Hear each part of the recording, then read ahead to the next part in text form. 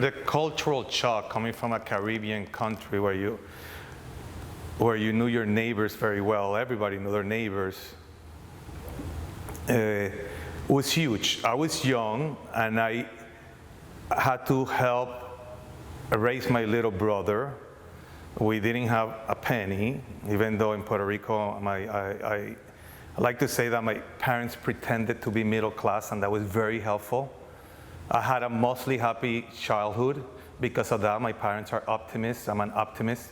I was born in the generation of the architectural optimism, some people call it that, where the future was always going to be better and happier, that I carry with. When I moved here, I didn't have much time to notice those things, but I felt very different. I still do. I think we talked about that early. Perhaps I was already formed. Spanish was my first language. The Caribbean had a more European way of living. By then, I already knew things that I heard from my parents. Americans live to work. The rest of the world works to live. That stayed with me. And it's still true. I think in a way. I also remember listening. We used to say, Americans work all their life to retire at 70 and die at 71. Those are things that stay with you.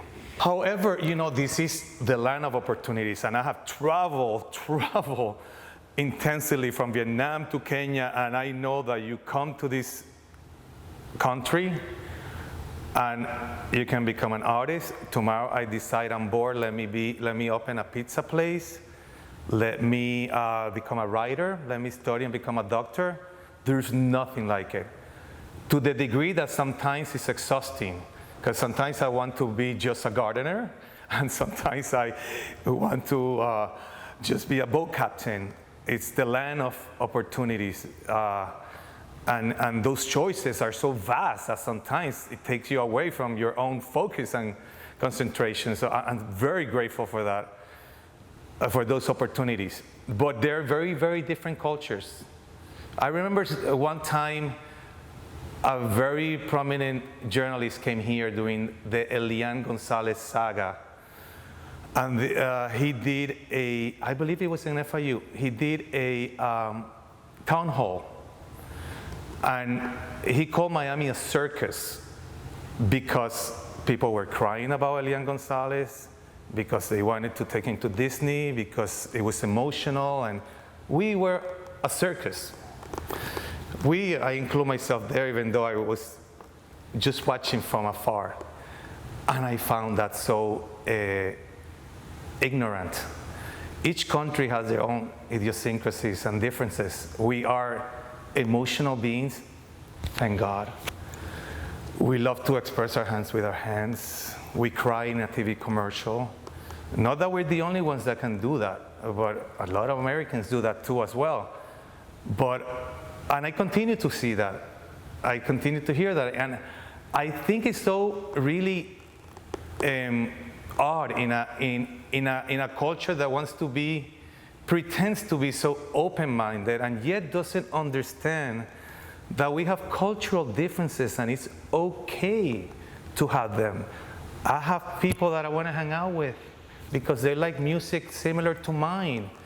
Most of my friends are Latinos and speak Spanish because that's what I grew up with and appreciate and like. I have a lot of friends from Lebanon. I have a lot of friends from America. I have friends from China, you name it.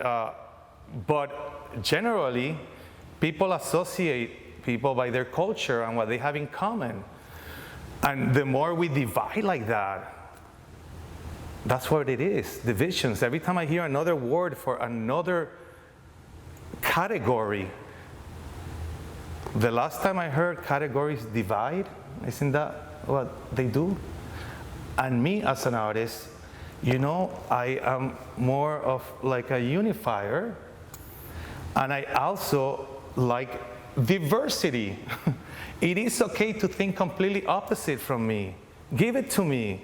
That's what it all means, you know? How terribly boring if we were all the same, or if we all had the same thoughts about everything. True diversity. You know, when I go to Italy, I want to feel Italian. When I go to Alaska and be with the Inuits, I want some clarity of sorts. I don't want the Inuits to be San Francisco or to be Miami. You know, I need that. I need cultural differences. I thrive on that. I need memories that are unique to specific cultures. My work deals with memories, the main thing that permeates everything that I do.